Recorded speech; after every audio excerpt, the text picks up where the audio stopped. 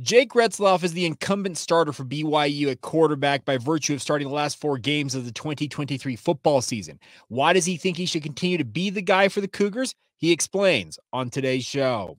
You are Locked On Cougars, your daily podcast on the BYU Cougars, part of the Locked On Podcast Network. Your team every day.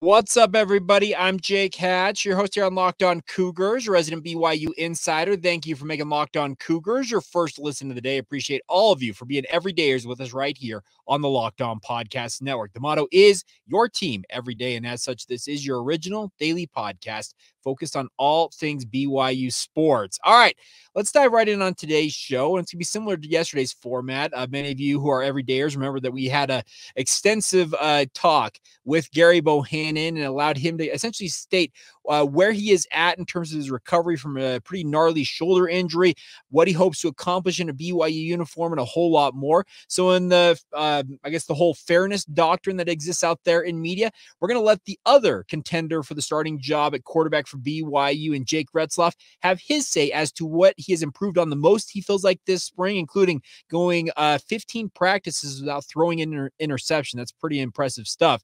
So without further ado, here you go. A conversation with Jake Retzlaff involving myself and Kevin Reynolds from the Salt Lake Tribune. This is your second spring ball. Now, your last year's spring ball got a little screwed up due to your health issues and everything. So how do you feel this spring versus last spring?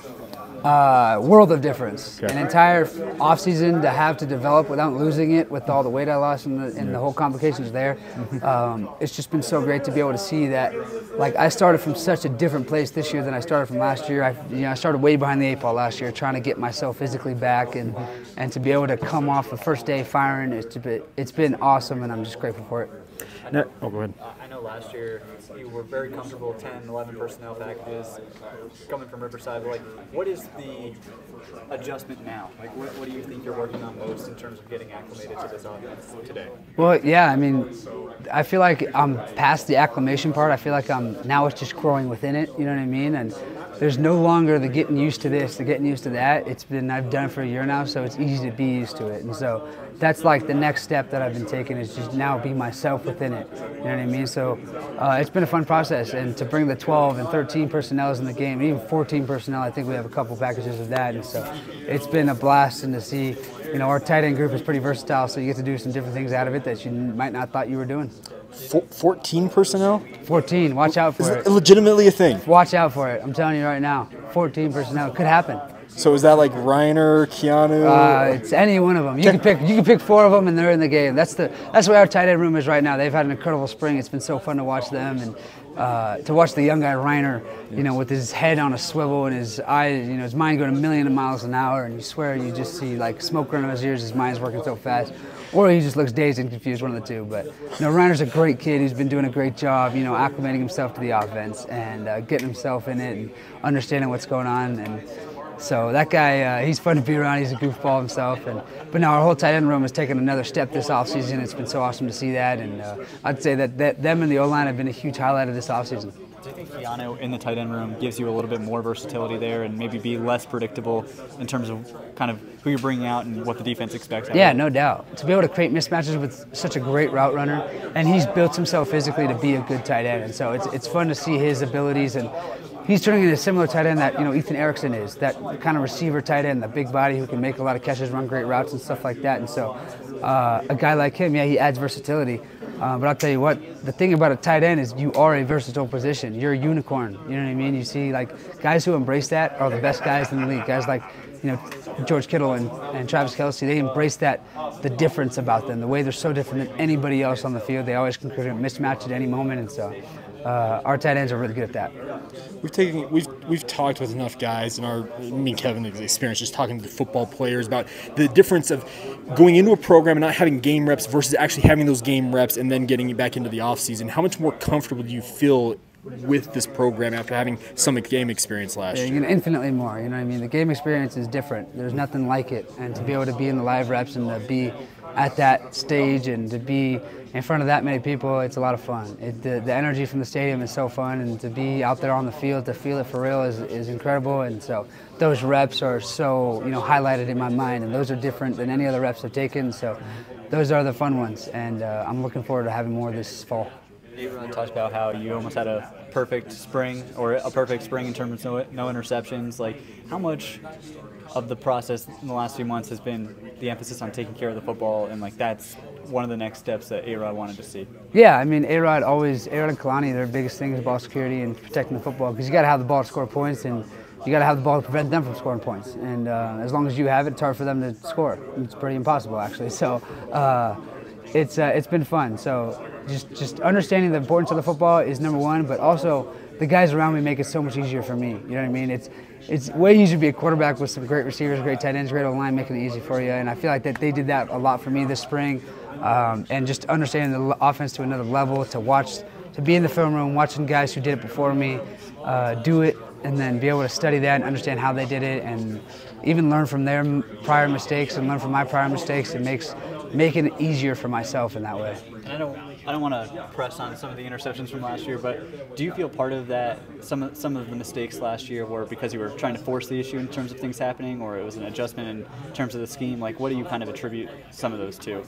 Yeah, I mean, trying to force things too much downfield is probably the number one thing that I did, early on last year, and I could probably go through each one of them and tell you, the interceptions that I wanted back really badly, and the ones want all those throws back for sure. And I feel like that I'm getting them back by putting in those same reps and doing it differently. And that's what I feel like I did this spring, and I didn't make the reckless decisions that I might have made in those games and throwing those interceptions. And it's fun to be able to do that now, to be able to put that on tape in spring ball, but it's going to be even more fun to do it when it really counts in the fall. We talked with Fessy not too long ago, and we asked him. The question was asked of him: "Is this the deepest and best wide receiver core you've had in your time at BYU?" And he said, "Yeah, it is. That depth-wise, we are the deepest we've been." Would you agree with that assessment?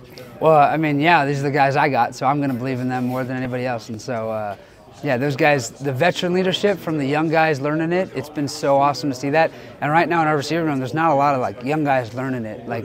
In the system, most of those guys who are, especially the top guys, have been in the system for a year now, and they've been able to embrace themselves in it and be able to, learn from it and perfect it, and it's good to see, and the talent is so high, and so it's fun to watch those guys ball. I've heard a lot of hype about Darius Lassiter, and I've had some people tell me he's taking the next step. Now, he had a really good season, I felt like, all things considered, last year. Where has he changed the most in your mind? I mean, that guy is just so reliable, so consistent.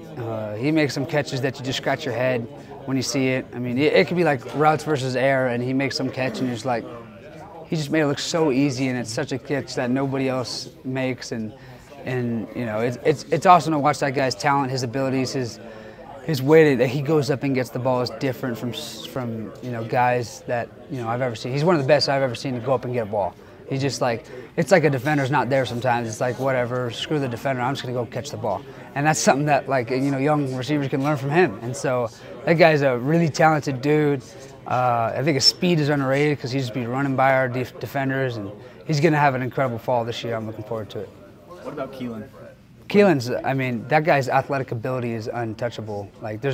I haven't seen a lot of guys with the raw athleticism that he has. I mean, his quickness in and out of breaks, his ability to run and go up and catch the ball, it's different. Darius jumps and reaches up and catches it. Keelan just jumps up in the air and catches it like it's on his forehead. His athletic ability is incredible. Couple that with route running experience in this offense, it's going to be pretty dangerous. In terms of your time at BYU so far, can you just kind of sum up how the experience has been on the field and off the field? I mean, it's been incredible. The resources that BYU has for us is untouchable. It's unmatched around the country. And, I would challenge other colleges on that basis, that this university provides so much for us off the field that I'm just so grateful for. And the love in this building, the care for each other, the uplifting, nature of this area. It's not about bringing yourself up, it's about bringing others up around you, and that'll bring yourself up along with it. So it's been fun to be a part of. we also were talking to the BYU basketball team, and they have 3 players that were going through Ramadan during their run in the postseason here. And obviously, you're of the Jewish faith. What does it mean to you to be a guy who's not of the dominant religion around these parts and be representing your faith at a school like this? Yeah, it's kind of been the story of my life. I didn't grow up in the LA where a lot of Jewish people are. I grew up in the suburbs where there's like none. And so it's been the story of my life, and it's fun that faith is so embraced here. It makes it easier for me to embrace my faith. And so I'm grateful for that, and I love that aspect of BYU. Last thing, I know you've probably been asked this 100 times, but like, has it worn on you at all? Like some of this talk of a quarterback battle, like how have you kind of handled it mentally? I mean, I just control what I can control. That's my number one thing. Just stay process oriented and control what you can control, which means just go out there and do your best with every rep that you get, regardless of what's going on around you. You just got to do what you can do in the offense, and that's just regardless if you're going to accomplish it or not. That should be the mindset at all times, and so that's just my mindset. Just go out there with what I got and do the best with what I got.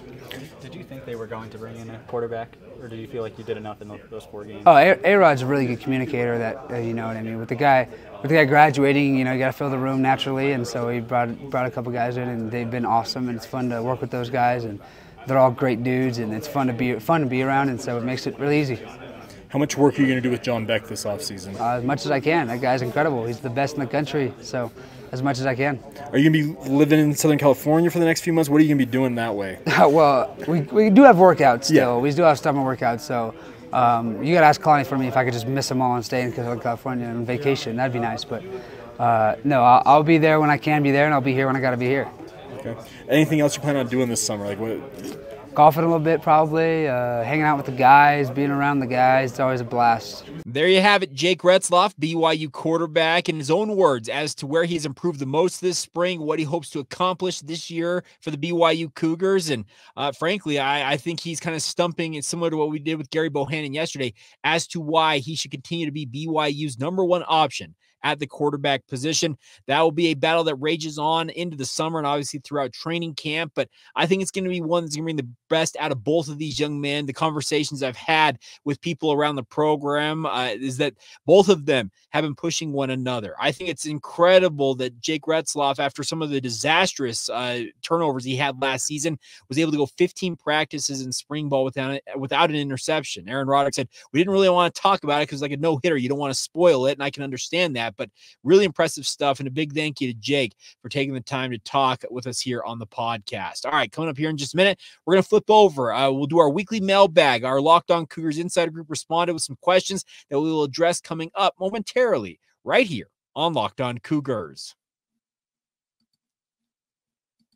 Today's show is brought to you by our friends over at Amazon. Now, Amazon is here for you guys, no matter what you're looking for TV-wise. The best part is they are your destination from sports, from live games to highlights to in-depth analysis. It offers amazing viewing experiences with smart TVs as well as Fire TV stick, that you can plug into your existing TV that allow you to have access to millions of movies and TV episodes, as well as free and live TV as well. Whether it's the opening weekend for baseball that we just saw go past, the NCAA tournament still rolling on, you're going to want to have a Fire TV available to you guys. Fire TV recently created the Fire TV Channels app to deliver a constant supply of the latest videos from your favorite sports brands. All of it, the best part, for free. That includes all of us here at the Locked On Podcast Network, as well as most of the big pro leagues and college conferences as well. Fire TV Channels lets you dive into all the game analysis, highlights, and more to keep up to date on the latest in the world of sports. And the best part is they also have great news, entertainment, gaming, travel, and cooking videos as well. So no matter what your cup of tea is, they've got option for you. The best part is check out Fire TV Channels on the Fire TV and Alexa devices today, once again, for free. If you've not checked them out, you should. Trust me on this. Visit Amazon.com/LockedOnFireTV to get started today. That's Amazon.com/LockedOnFireTV. Thank you once again for making Locked On Cougars your first listen of the day. I want to encourage you guys, if you are sick of watching Fox Sports or ESPN or any one of these other sports channels out there, seemingly you have to turn on the volume because of all the screaming going on in the Embrace Debate department, it feels like, for all these networks. I want to encourage you guys to make the switch over to Locked On Sports Today. It's a free 24/7 sports streaming channel program for you every day to bring you the biggest stories without all the screaming. Locked On Sports Today brings you all the can't-miss analysis, opinions, and news, streaming 24/7 on YouTube, as well as we just talked about the free Amazon Fire TV Channels app as well. It's all part of the Locked On Podcast Network, your team every day. All right, my phone is buzzing here, so apologies for that. We'll see if we can figure this out and why it's buzzing. But nonetheless, let's talk a little bit about what you guys want to talk about. Our weekly mailbag here on the Locked On Cougars podcast. And our Locked On Cougars Insider group is a great way to interact with the show. I'm passing along insider tidbits. I learn about things from BYU athletics and even a little bit beyond that just to impact the overall college athletics space. And if you want to be a part of that, click the links in our show notes below. Join us. It's a 14-day free trial, just $5 a month to continue after that. And it gives you access to text me directly. Vice versa, I can send you guys a text to fill you in on what I'm hearing. And it's been a really, really fun venture to have as part of the podcast. And we're pushing darn near 80 subscribers at this point. I've got a goal before hopefully summer gets here. So I guess it's June would technically be my deadline to have 100 subscribers, and we'll just grow from there. That's the goal. Is we're going to have a really, really fun interactive group, and you guys will be able to have that access. And it's also the way to ask questions on our Locked On Cougars Insider mailbags each week. All right, so the first question we're going to get to today comes in from Nick. He says, what is one aspect or trait you would like to see Aaron Roderick change this year? He says, it can't be the run game because we all know that was bleep last year. I'm not going to say the expletive because it gets me in trouble with certain listeners, Nick, but he says this. My thought, I feel like it took half the game to figure out the opposing defense, and by that time, it was too late for A-Rod to correct things. Now, that's not a bad one to point out, Nick, because it did take BYU some time to adjust in game, it felt like, last year. The biggest thing I would like to see improved for Aaron Roderick this year, or changed for him, is, frankly, I want to see the entirety of the BYU offense on the same page with him. I can't divulge too much without breaking confidences of certain individuals, but I'll just say this.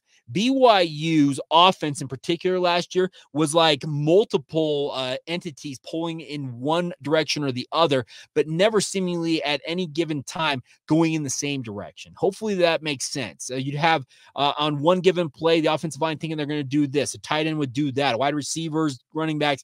You get what I'm talking about. They were not pulling in the same direction. And after the season ended, we saw the coaching changes move.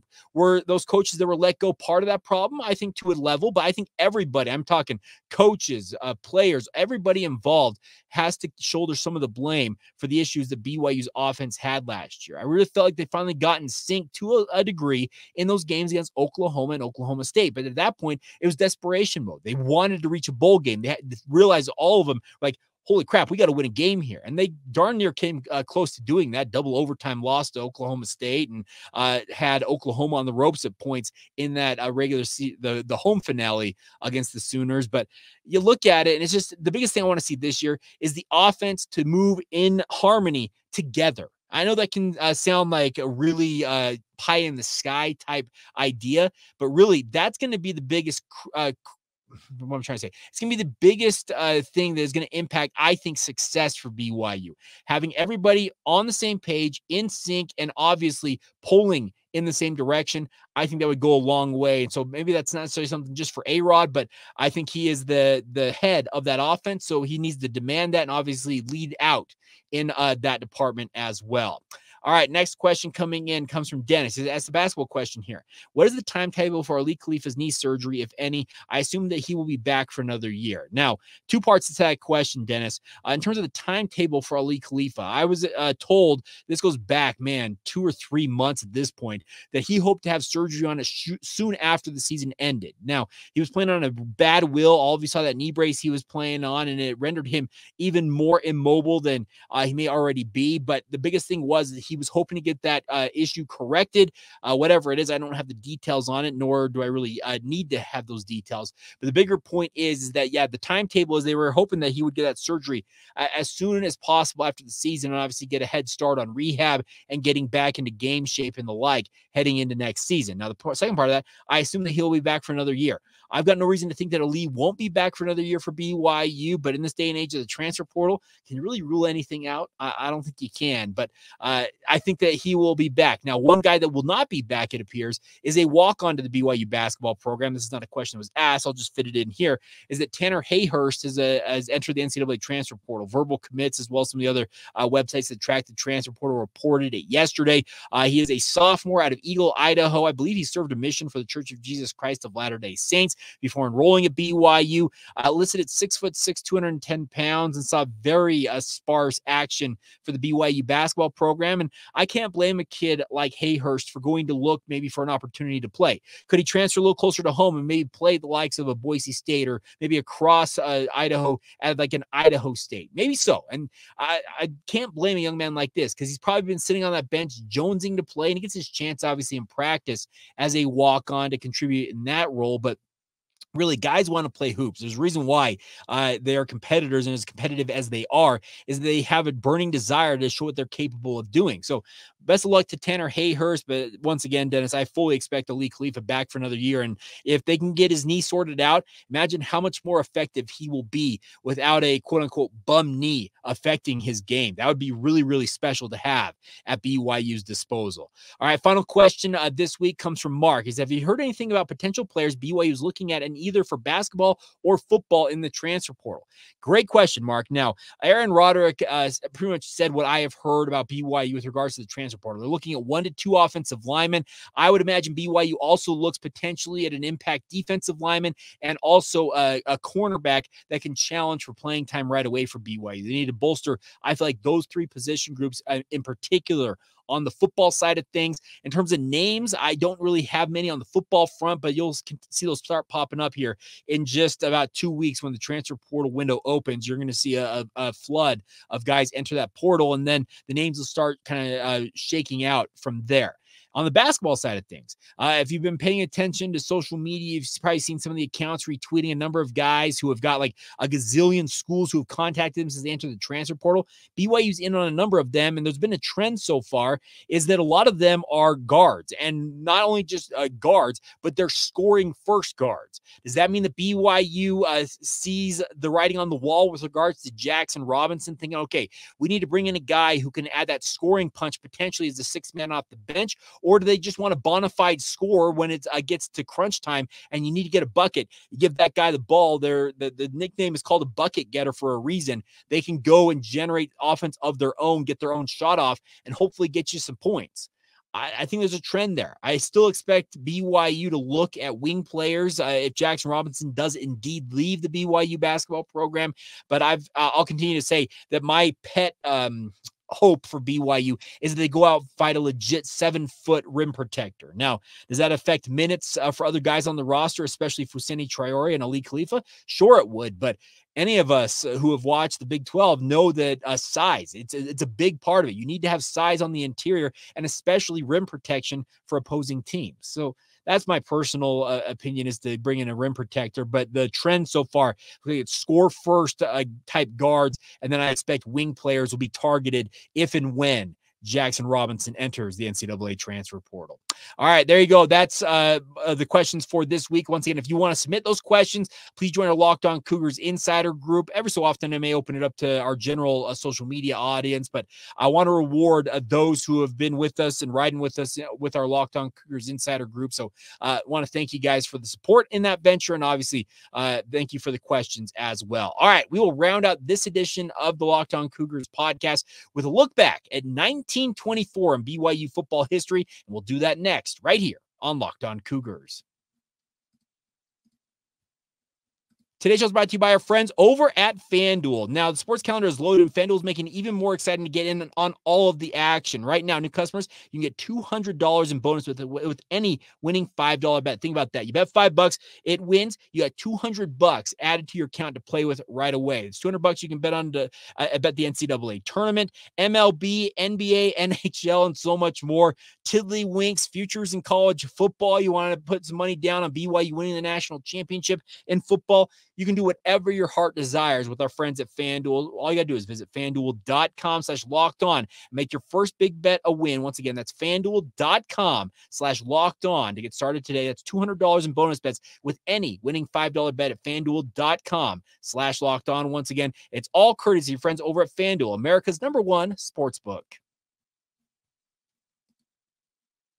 Thank you once again for making Locked On Cougars your first listen of the day. All right, if you've been away for the last couple of episodes, what we kicked off on our Monday edition of the show is a look back at all 100 seasons of BYU football history. Now, I will add the caveat, it's actually just 99 seasons because 2024 will officially be BYU's 100th intercollegiate football season. So It's kind of been a fun project. I've been reading a lot of old articles going back to the 1920s, looking at pictures from the Harold B. Lee Library special collections of things involving BYU. But the crazy thing, let's talk about 1924. And I need to start off by saying I got confused on yesterday's show. Now, some of you may recall, and it's been put out on social media before, that the famed Knute Rockne, yes, the head coach of the Notre Dame Fighting Irish, really led Notre Dame in the early 1910s, 1920s, led Notre Dame into what they have become, that's synonymous with among the blue bloods or the power players in college football. Well, he's a big reason why that happened. Did you guys know that once upon a time he visited BYU? It's true. I'm going to throw this up here right now, throw this graphic up if you're watching this on YouTube. And that I was confused because I was reading an article saying that he had visited BYU in the lead up to the 1924 football season. So I was going to use it on today's show. But then when I started digging a little bit deeper, I realized I had made a mistake. He actually visited BYU in the lead up. So it'd be the summer of 1923 is when he actually officially visited BYU. Now, there's a number of people, if you're watching this on YouTube in this picture, there's probably upwards of 50. This was a coaching clinic that Knute Rockne came to BYU to be a part of. And as a result of this, Alvin Twitchell, who I'm circling right here, he was BYU football's head coach. He was obviously the first head coach in BYU's intercollegiate history. And then this gentleman right to the right, many of you who know who Knute Rockne looks like probably could put this together. That's Knute Rockne right there. Yes, the famed Notre Dame Fighting Irish coach in Provo, Utah, doing a coaching clinic. And yeah, I probably should have involved that in the 1923 season, but I apologize for the gaffe. But nonetheless, Alvin Twitchell was associated with a number of big name coaches in his day, obviously. When he went into his very first season, BYU kicked off their football history in 1922. He had spent the season or the summer prior at the University of Illinois, learning a lot of things from the Fighting Illini out there and brought those back to BYU. Associating with Knute Rockne obviously gave him that opportunity. The one thing many of us might not, and I didn't realize this until I started doing some research on this, was that Alvin Twitchell was also BYU's basketball coach during his time with the Cougars. He actually predated his time as BYU football coach, leading BYU's basketball program. Now, BYU's basketball program at this point in their history in the 1920s was well established. It was not outlawed. The sport, speaking of basketball, was not outlawed by the LDS Church, the Church of Jesus Christ of Latter-day Saints, like football was for nearly 2 decades. But Alvin Twitchell came to BYU, was a highly, highly successful basketball coach, and then helped BYU football get off to a pretty decent start. But 1924 marked the end of an era, as after the 1924 season, Alvin Twitchell moved on from Brigham Young University. He ultimately would go over to join Colorado College in Colorado Springs, Colorado. He is a native of the Centennial State out there in Colorado, and he ultimately just opted to go home, ended up spending 5 years as a basketball coach for Colorado College, but never coached football after that. And as a result, BYU's 1924 season was the end of an era, the first era, I guess, of BYU's first ever football coach. So let's talk a little bit about how things went in 1924 for the Cougars. I'll take down this Knute Rockne overlay now, and I'll show you guys my pretty face once again. But in 1924, by far the most successful season of Alvin Twitchell's brief tenure as BYU head coach. 3 seasons overall for him, and BYU on the season ended up going 2-3-1 with a mark of 1-3-1 in Rocky Mountain Conference play. They finished 9th in the league and were outscored a total of 61-44. Now, it's never good to be outscored by your opponents because that means you're probably going to have a losing record. But this is, remember, 1922. We talked about the fact that BYU in the entirety of their debut season had 10 points scored against 184 points scored on them. Brutal numbers. It improved a little bit in 1923. And in 1924, once again, it was the best mark of Alvin Twitchell's tenure at BYU. So the thing about this is it's going to be something that would be BYU's MO early on in their football history, was the fact that they had paltry offensive outputs. Now, this season in 1924, they started it where they left off in 1923. If you recall from yesterday's episode, BYU finished up their season losing to Colorado College, funny enough, who Alvin Twitchell would end up coaching the very next year, just albeit in basketball. Well, they opened the 1924 season October 3rd at Colorado College and did just enough to week out a 3-0 victory.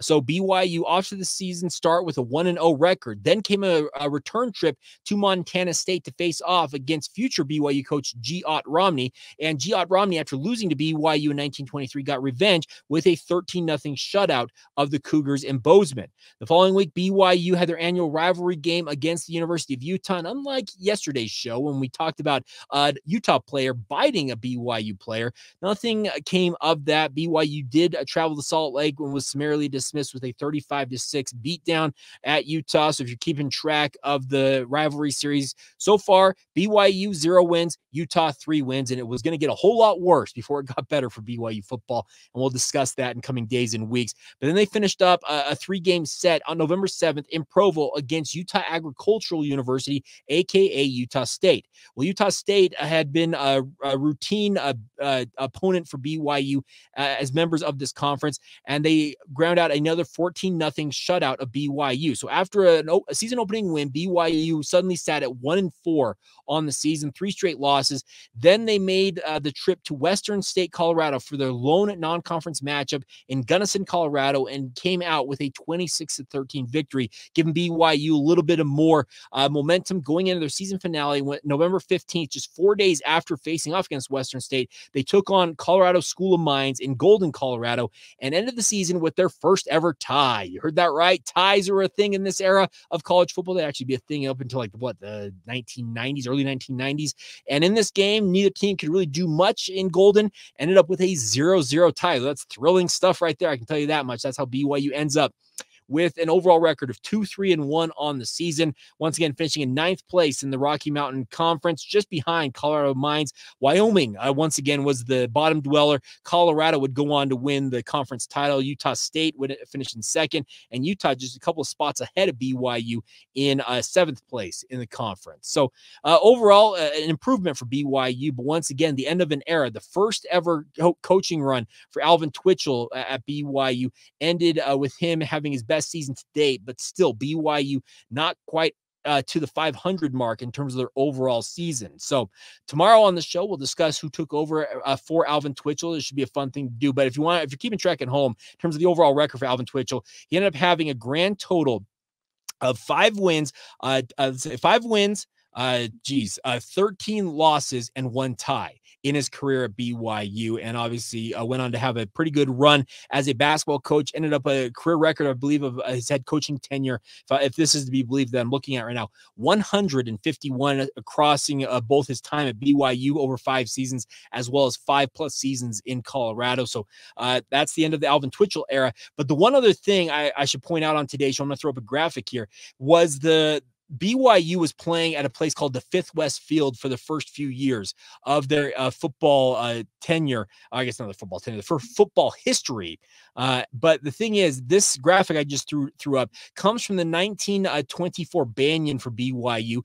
And that was the first renderings of what would become the first on-campus stadium for BYU football, to my knowledge. Now, if you're looking at this, you're probably wondering, okay, where were they planning to put this, Jake, and where would they ultimately put it? Well, where the current Richards Building pool is, BYU built their first ever on-campus football stadium. Now, this rendering was, the chatter was starting to really kind of mount for BYU to get in and build an on-campus stadium, and that's where it would ultimately be built. But the first renderings here were just that. They were just renderings. It would take some time for BYU to get their ducks in a row and obviously build that stadium. But once they had it, obviously it would be something they would be very, very proud of, and we'll talk about that in a future edition of the podcast. But really, the 1924 season is where chatter and the like reading up on this is where things really started getting serious about BYU wanting to invest in their football program. So that's what I've got for you guys in 1924, the first ever tie for BYU, the first kind of moves towards an on-campus stadium. And yeah, crazily enough, the end of the first run of a head coach in BYU football history. Solid, albeit unspectacular debut for the BYU football program across their first 3 seasons. We'll talk about 1925 tomorrow for BYU, and I'll just tease ahead to this. The team captain of the 1925 squad would end up becoming a future head coach at BYU, the first ever homegrown talent, as it were, for the BYU football program, and we'll dig into that on tomorrow's edition of Locked On Cougars. So there you go. That's what I got for you guys on this Wednesday edition of the show. A big thank you to all of you for your support of this venture. As always, cannot do it without you guys. If you've not done so already, please consider subscribing to our Locked On Cougars Insider group. Also, make sure you're subscribed wherever you get this podcast, whether it's on YouTube or you're listening in the regular podcast formats, whether it's an Apple or Spotify, no matter what it is, please subscribe, rate, and review the show, and continue to help us build our audience right here on the podcast as well. So once again, thank you for making it your first listen of the day. Thank you to all of you who are everydayers as always. And until tomorrow, my friends, this has been the Locked On Cougars podcast.